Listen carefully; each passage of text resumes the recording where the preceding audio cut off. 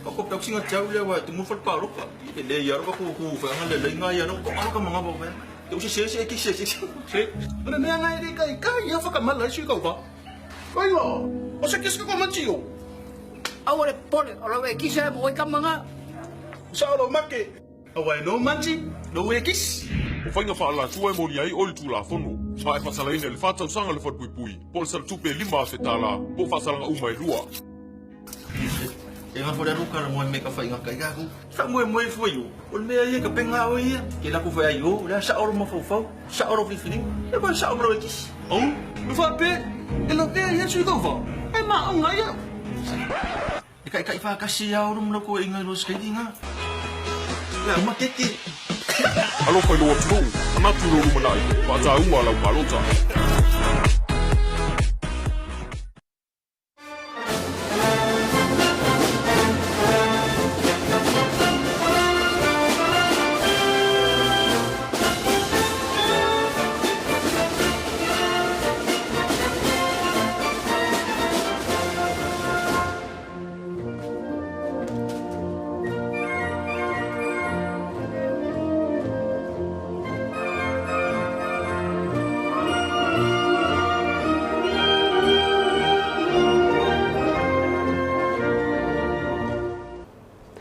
So if one we lo tanto tunu le nei tau fiafi fa talo fa tu ia i lau mai monga so se au undanga o le TV tasi o le Samoa Capital Radio ia o le ET Live o le TV Iva o le TV le NUS o lo ma fai ia ona awina toile tanto por kalambele nei fainga palota Samoa lu o lu lima i lona vai ngono tu fa tasia ele WT Media fa tasia ma le lango mai ale official commission fainga palota e ua mawhai na awina atu moto malawa o no le anga le mai o le High Commissioner Peritania whaatu pei no le tātou por. Kalame, fia la fo e whai lo anto le umma whaatu siai, e lungo le fola nei, ha male a whionga ia to le pai rola su ava ai, ia ua fo i tātou por kalame pe ona masani, e tā lo whato le pai.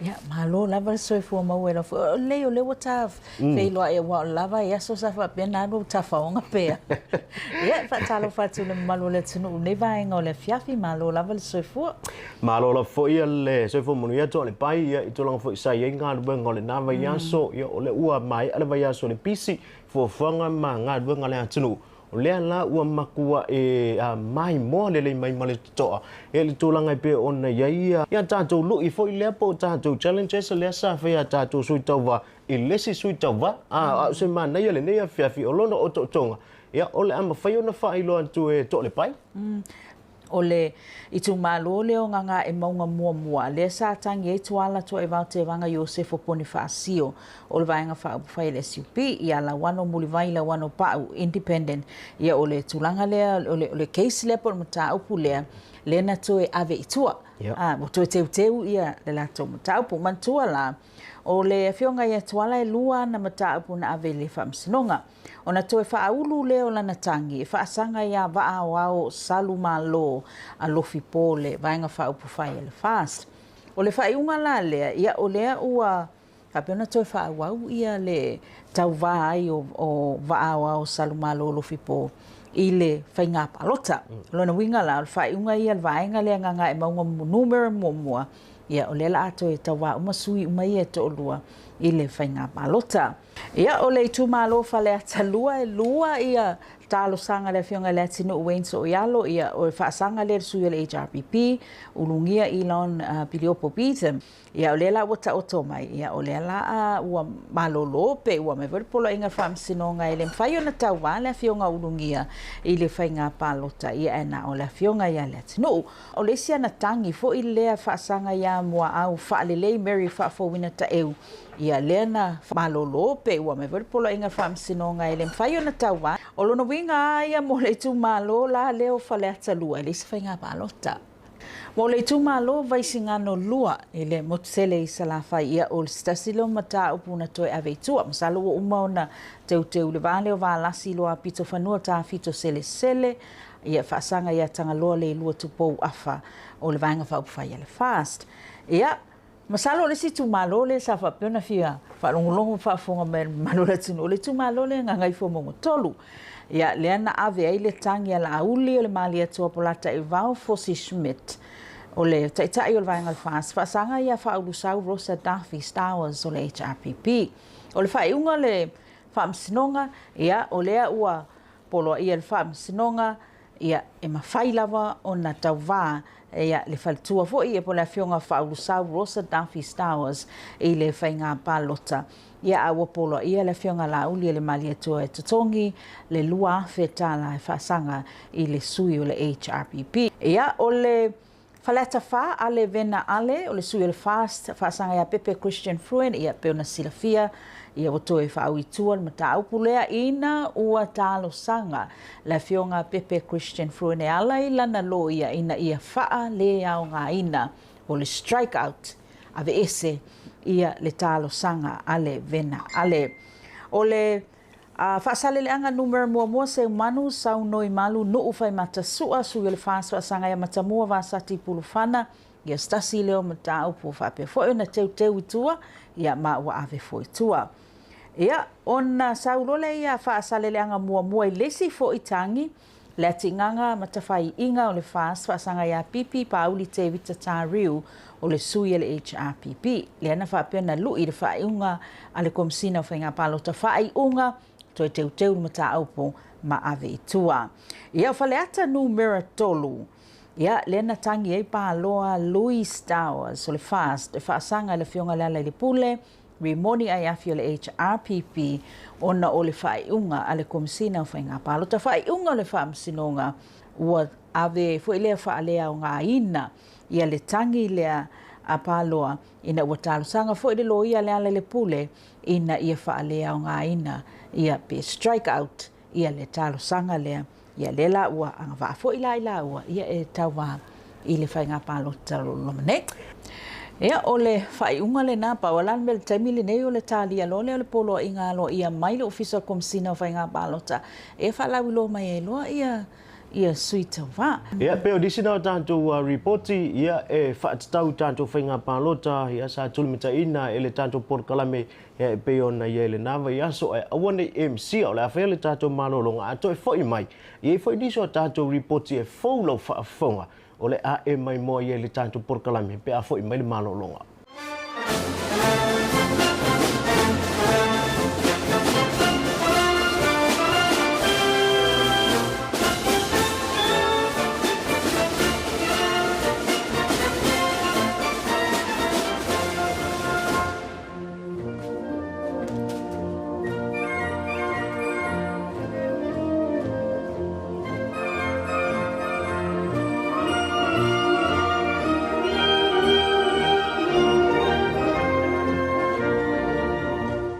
A tono stasi o mata o polo whapeo na tala noa i nei, ai maiso le langa o manatu ma whina ngalo i lunga o penga ta whailangi. Ia ole mata o pulea i se tasi fo i o whaalawi loa, lea na anga i atu le. Whaitu lea ole tātou o tunu le nei vai aso, ia au si mai pe i lau mai moa, e pe i o na whai ele reporti e le talafou o le TV tasi. A whaite manatu e tuto ta se le tauna e nufol motem ne. Paro te whaftai mo le tualalo. O le nganga fulna a whai o lea ka tu lai lea tua lau saunau tu lea tua pe a whai ele whalongo lo o te li a tui ano au e whalongo mau lau e kale sia e te a wau le fia fia ele se mea al tuto ta siri me le whai wow e mumu a toa mai alo ule tau i wai e fasta to. Saunoanga le ale whawhiangainga le ka le sia whapotopotonga Kerisiano Samoa i salani whale alili. I le whaalau i loa le vaenga whaupawhai le whaatuatua i le atua Samoa o tasi. I le vai asona se ima vai atu nei. O se finangalo walangalanga ai finangalo nisi o le atu nuu. Ma fesilingi ai po fea o iai le ka le sia maona taitai. Na sa ilia manoa talafou i le taitai fono le ka le sia whapotopotonga Kerisiano Samoa mo se whaatala noanga. Peitai, e le i maua se avanoa e na o le whailau tusi au au le ekalesia o Reverend Dr. Taipisia Leilua na maua i le avanoa ai le i fia saunoa mai lunga o le mea pueata. Saunoa Reverend Dr. Taipisia o le mata upu o langalanga ai fina ngalo le atunuu ma upu i ai le ekalesia o loo sila i ai le komiti atoe i ina whaatonu e nafa ma le mata i tu o amionga tawa loa whaife au o le ekalesia. Ai na whaamamawhalitala noa le afionga i le whailau tusi e le polo kiki pe whai pati le ekalesia o loo no nofo ma momomo ma le whaanoa noa tamao le ekalesia o na ua whila ua i tala ma ua whesilingi ai po o whiao tu wai le ekalesia ai o le tali manino o le ekalesia lava ia o le whiao o le tala lelei o le whaola tanga. O sase na reporti sa peona tau mai mo ma whaafonga mai ai lunga telefo o le TV tasi le nei vai aso. Ia ai peona tau mai mo mai le tātou por kalame o le ua ma whaatasetu ma le whionga ia tui eri tawara pini E.T. Mai le tau whaalawi loa fo i le tamali i o le tunu ue peona mai mo mai le tunu. Ia o le whailai wanga i mai ele ngata i le tātou whainga palota. Ia a o le fo i nanga i mai ma whaapea fo i o nanga i tu whaina ia na whaatala noanga i le mata upu lava le talo fatui. Se fo manuia tolu pai, talo fatu fo i mai moanga le tunu le fiafi. Marol se fua. Mana tu le sa whaapea na maua loa manoi le awhionga ia fui mono. O le matau puia whale alili e peo na mai mo mai le tunu uri kiripile ana. Whai ele vaenga telefo. Luas fulfai tu lai na wa uman matau puna. Sa usai dia i lo le sui tu to tasi na mafu ai le mele. Le a whale alili. Na maua le avno e te o te nofo i lalo mamata la noa nei mar sui tau wa. Na lana ututi le apu. Ona tawhia i loa. Po lea la sona la ngona i le mena tupo i le whelafo inga lea. Ua wawao ai. Langa le wawao a lea. Na mafu ai wana manu le tususinga. A leisi a li i whaife au. Na mafu ai lona tanoa. O le whawhilane e le o whaife au la le la wela utala. A le mātara noanga ma le suita o wā. A iese me whapupu e la utala. O le mea tāua le suita o wā ilana whaasoa ia te au. O le whale aonga tele mo i e le mata upu lea. Sa lu i ai lona loto malana tā penanga whale taitai. I think on whiau sa mamoli mai e leto e namalai na le whionga e fui mono. Ai e mamoli mai le mawhaatana roanga lea. I le teimi le neo le luta o le whainga whiriwhiringa lea tunu. Toa. Toa. A wā tū le tala au mai o lea tunu o lea au whainga ruenga o ai lawa e whaia le tala. O isi fui tala e matua tau tonu ale tā. A le mea le tupu naso lea. Sa whai ma whalea o ngā mō ia. Pela a wheo na tali. Ia, lena mai mo e lea tunu. E ui ai na pupu le tali. Ai na sau ilona ai ngai na wa mai e lea sau ni lea so. O le mea moni na fwoi mea mwi mono lona whale. E ti ngā. E ti ngā le mea lea na tupu. But, ina ua moe le po malana le taiao vai lo soe la le taiao. Na o soe ma fau fau ma fau. Pe fa fe ona tali le mele o lana tali la. Ta che fa pea. Ta che fa pea. O la le tonu ngole mea se yo le su furi vo kuso. Fa il fininga lo le tunu o ma atu la i pati pati ale ai fa fitai le fa lo. O se le sona tele mo ia le suita va au te tele tonu se fale a onga fo i mo le tele suita va. Fa nga palota langa le ka ko vai mai ai. Bebe si o e mai i pese ni o pese ko i al mele. Na matua tinga ai na ia le sona mo ia. La la ta si ia. Bel melen tu bia ia. O se fale a onga mo le tele o suita va. Langa le fingo fine tim. I manai tele le to fa fetala e le fionga ia fu mono. Wa o le mesa o lava ia na o fia fa alongo lava po le asa na saunoanga. Ana manai foi a fa ia te sila le tu i ma e feiloa e le fionga nga fatasi. E tala voule le soifua. A o le manai ia o la Natali manai fo i le toa. I le whainga o lana whamtalanga. Iwa ana o au i masalo o tatu i lunga o talu ese. O le natural reaction na ala tangata. Pe a whaini tala e ta sei mata wai whapea. E whapena le nā turo tangata. Te tupuro mea e minoi no. A le whale aonga mo na mai e lea sui i a te au mala o tile tilo. Toa. Le anga toa. O na mawhai leo na manino i lau tile tilo. Ai ai se mea ano e te tali ai. Ona e tali lea ma le whalo. Ai ale ai se mea anoa. Ya fa melo tala la tu au le pola mutu tua. Motu tua. Ia mana tua fo ila o tu ile tu langa le a. E ai le taimi fo ile tate talia ai tinga. Talia ai fa matalanga malolosi. A o na fa matalanga tinga pe malolosi fo ia lafo mai ita. E mafai o na fau wai se tali fi le mo le tangata. Ia mana tua fo e tol pai. O le palota le la vai le tunu. O le fisitele. O le tangata le te palota i tangata i lei mato mai upu whai o malo. Papupu. O le tangata le palota i tangata le leilan porkiki. Po o le tangata le palota iai o se tai. Na test. E nei na manu malo ai. So le fisitele la ia whale alidi mal mele tupu ai. Al mele kupu la solea. It was a real test. O le fio ka fui mono. O ila le malo. Sika ko le sulufu ni ko masinga ngai. Ia o le na wa e mai mo mai ia pe fo na fa fonga mai o le na mo wala vano le fionga fo ia tui e fa tala no ai le fionga ia fu mono ma na ia le sona ia e fa pena lava na tu watu I lau lava fili nga pe ona tau mo fai ai palo tamale poto fili male tamai I le aso los ful maleiva o le masina nei o le afai sina malo longa na tu e taliu mai lo le mo fa wa wino le tato por kalame mo le nei afi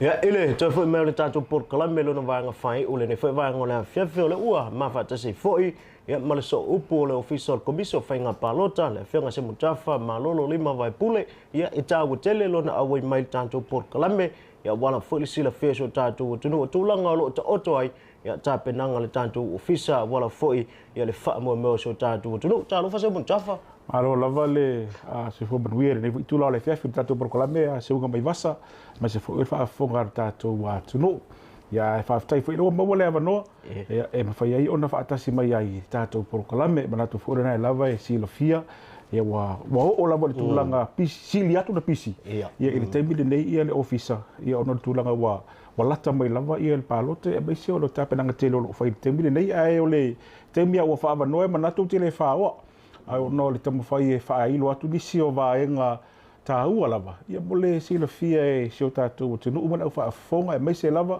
o pa anga ss tatu ala fa sala lago lo fa pe ona mai mo mai tatu por kalame ole vaenga mua se unga mai vasa fia fai lo atu ole au fa inga ole tatu lola le o te pena ia le tatu fa inga palota le wa ia i tembi nei ia le sa fo sila lava ia so mai alole pata upule fa le alupo le o toi ava I le tonu ia le sfuluono le na ia ile toi fa popo ia ile numero le sa ia e fa popo ia le sfuluono le na fa le alupo ai to ese mai ia le ila to le sa recitala ai le tu o tonu le lola ono le sa tu a tola to lo tasi fo ile le ia au kuso le fa palota ia to ia se temo que topa lo wato ile batau to sama fo ila to lana le sa ia umo tono numero le sa uta mo lava to ave ese mai lola ia va engale na danga o vi fai palot ali a to la to no futas e lua se la futas le fa inga o ila to na le sa to ave ese mai ia mai le numero ta to lola sa ia e fa popo se fu no fa le bo tonu e to ese le lua se la futas to e lola le wa fa tido ni ta to fa inga palota e se la male tasi afe iva se lau voltasi se lau voltasi afe iva se lau voltasi ia ole numero ton wala le na le wa printer ta to lola po le la fai ta to fai nga fidiga le la fai nei I tu malo e lima se voltasi pe o si vala le sa to fa manino ni siringi le tu no pola me se ta e numero sa fai lo atu ole tu langa le na le keisa fale alu po le sa fa atan ia mai la to ia po le lo voltasi ta usanga le to ese mai wa o sa fai mo sa vai ia ila tu fai palota ia o mafai o nga mo fai lau tu sia suita wa mo sa vai ia o na nafi le sa fa nga solo ia o nga mo fa lau tusi uma lava ia suita wa por nei le sa fa ia lava itona i mato ia le o nga na ala vai so fodo vai so atoa le la sau nei le amata tai au ia e fa tino lo ia o nga mo au fa palo te por nei vai so atoa le fa tino lai le tate ia o nga na ia o nga na no to fa manatu ia ma le fa ma sani lo la tango fi masini ia la fa nga ma fa tino ia le nga luenga ne fa mai mo tatu tu no fa ilo atu ia tatu fa palota ya le wai lungo li tu la wale ale ofisa fa palota e fa tino ia tatu fa nga palota le ngate palota mo ai fa pe fo ia de palota e fa se la tolu sfuru le fa ingo fa palota ia le wa fa ilo atu ma tu no usira fia ia va ve ona malama ia le tulango ia tatu fa palota i tu malo i tasi tu malo ai lima sfutasi pe ona ia ia le fa ilo atu ia tatu fa palota ia mo le silo fia e mai se fa ilo tatu i poru nei le sa tu e o isa vai le wa ia le fa palota e ai palota atino el palota fa pitoa ila tu ia tau malanga isa vai fa pena ila sa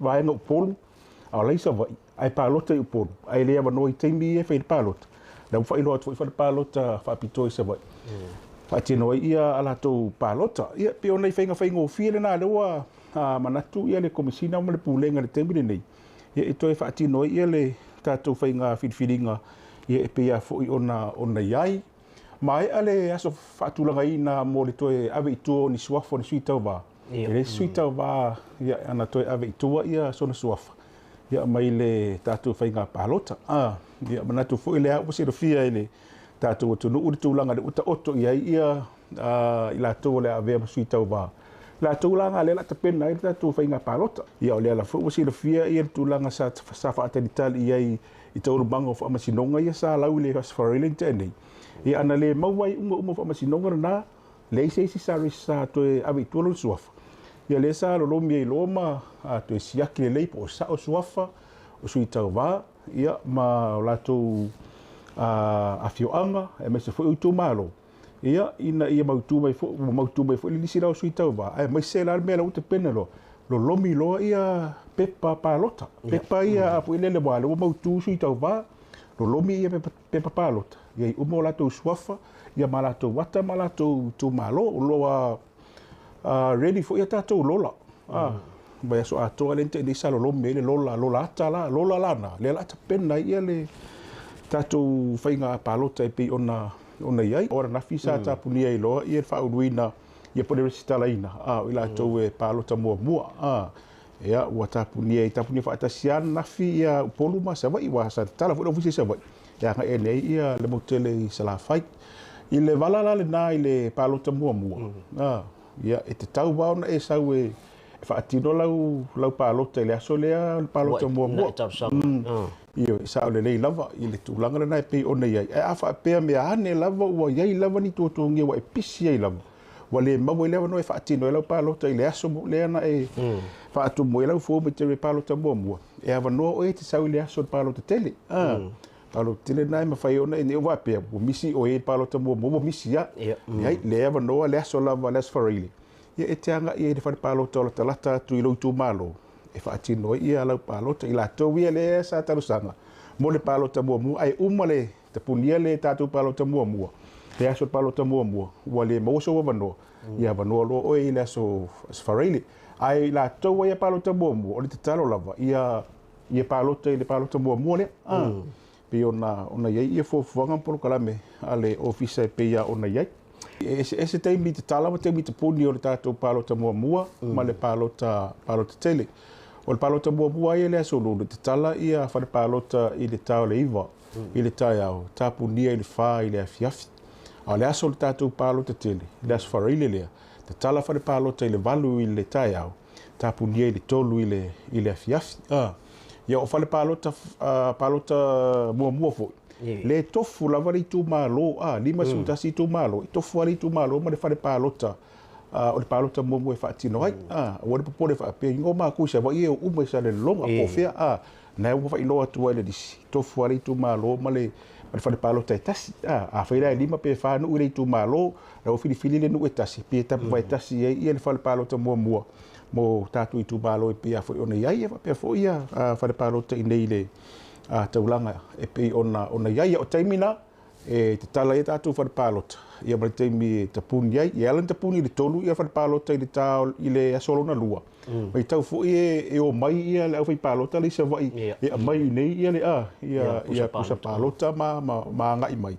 ia o le se fo ila vai ngata ua mo se fie le tu mai to fa nga palo te fie se tau sanga o to na le ai la tu sa o le vai i mata tu o sa le longa tu le vai fa ata di se o mai ia na sa le vai mai sa le longa i mata o le swinga le vai ai la fa ai o mul fanua mul fanua i sa le longa fo i mai fo ila to e sa le longa i mul fanua ale sa ko mai bako va ver o pa ia vai ver con sifi ko pengo ia e mamau le tau mai ia pia ia ole fa unga le na o itula e ta le tolu ia fa fuila e tau tu te si tau nu wan o isi lai i sa vai ole la vole te ia le itula e sa wile va mai sa le longa i mul fanua ia marisi fast food 5 minggu ke mai pe auso mai ali sa tau ko mai va ben tau nu mai ho mai pusa palo ta ia ma va veo na ma wa ia le unga fi tonga mo pa se muntafa ia o te manatu to e paula vale va nga le tapunia le te mele ne le to officer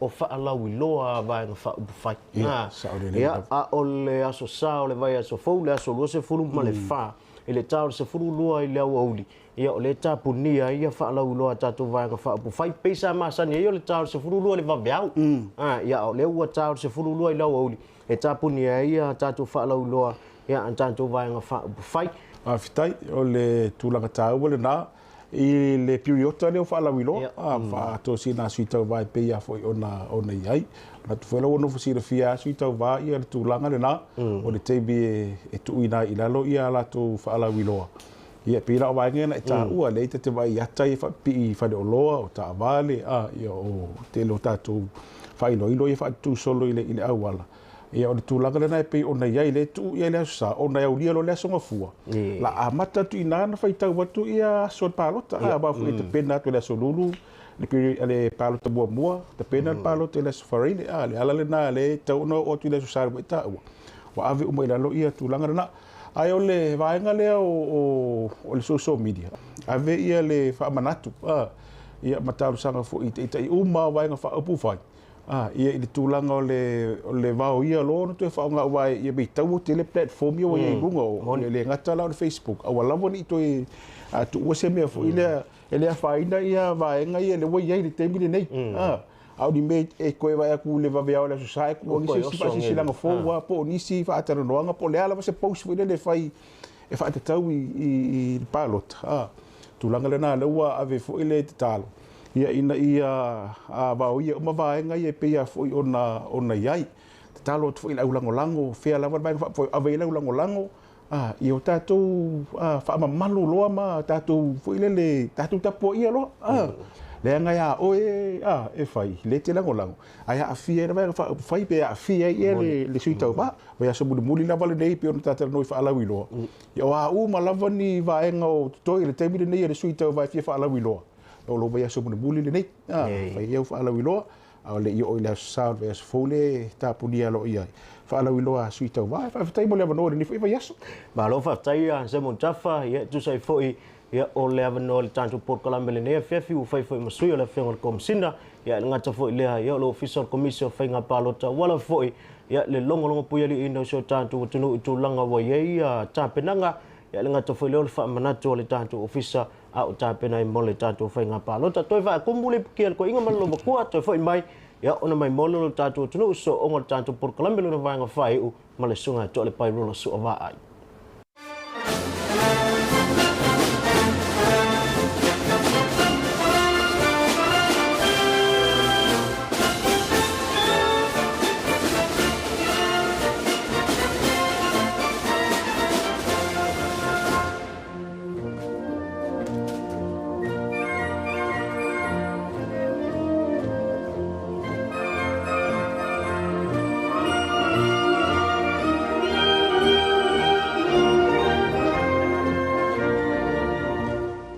ua mai atu ia le faatalanuaga ma le so upu o le official commission faiga palota e pe ona saunoa ia le afega ia se mutafa ia i foafoaga uma ma ta penanga le tantu ofisa ia ua ta oto le temile nei a o ta pena ia mo le tantu whainga pa lota pela foi ona mata ua to tasi lava le vaenga le ai le ita punia le temile nei ia i porkalame lava ia mafuafuanga le official commission whainga pa lota o whaalau loa a vaenga upufai o le vai aso fau ia le ai tapunia i le aso sa ia ilona aso lua se fulma le wha i le tau se fulma le lua i lau ule o lona winga toe o le vai aso fau ia le vai aso mo tanto whaalau loa a tanto vaenga upufai pe o le tūlanga matawina o le tau whaisawa sawa umore o le na o ia whainga whaalau lo nei e le ngata i le vaenga upufai e le fast ia te lo le leilawa i la e o tangata tangata palota ia te vai te lana mumu o te vai fo i lai i le sesenga le lana mumu